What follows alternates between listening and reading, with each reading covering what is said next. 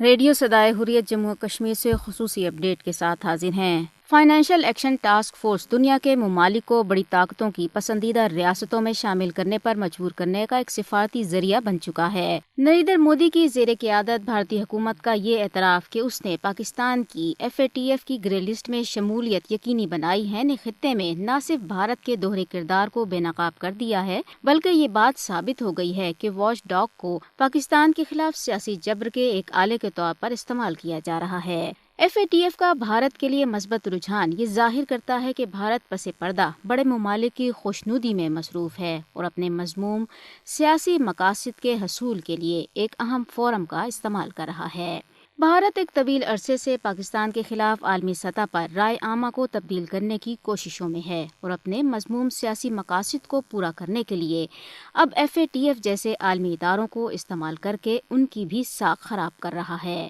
بھارتی وزیر خارجہ جے شنکر کے حالیہ بیان نے FATF کی شفافیت پر کئی سوالات کھڑے کر دیے ہیں۔ جب بھی بھارت جیسے ممالک کی بات کی جاتی ہے تو عالمی نگران تنظیموں کا رویہ مختلف نظر آتا ہے، کیونکہ FATF نے ایک طرف تو پاکستان کو اپنی گرے لسٹ میں رکھا ہوا ہے جبکہ دوسری جانب بھارت کی منی لانڈرنگ کی بڑی بڑی سرگرمیوں کو نظر انداز کیا جا رہا ہے، جس سے یہ ادارہ یقینی طور پر اپنی اعتباریت کھو رہا ہے۔ حقیقت یہ ہے کہ FATF کے پاس پاکستان کو اپنی گرے لسٹ میں رکھنے کا کوئی جواز حاصل نہیں ہے، کیونکہ پاکستان نے اس کی تمام ضروریات کی تکمیل کی ہے اور FATF ایکشن پلان کے بارے میں بھی دیے گئے 27 نکات میں سے 26 پر کام مکمل ہو چکا ہے۔ یہاں تک کہ عالمی برادری نے FATF ایکشن پلان پر عمل درآمد کے لیے پاکستان کی کوششوں کا اعتراف بھی کیا ہے۔ بھارت اپنے تنگ نظر سیاسی مقاصد کے لیے FATF کے پلیٹ فارم کا استعمال کر رہا ہے، جس پر اقوام متحدہ کو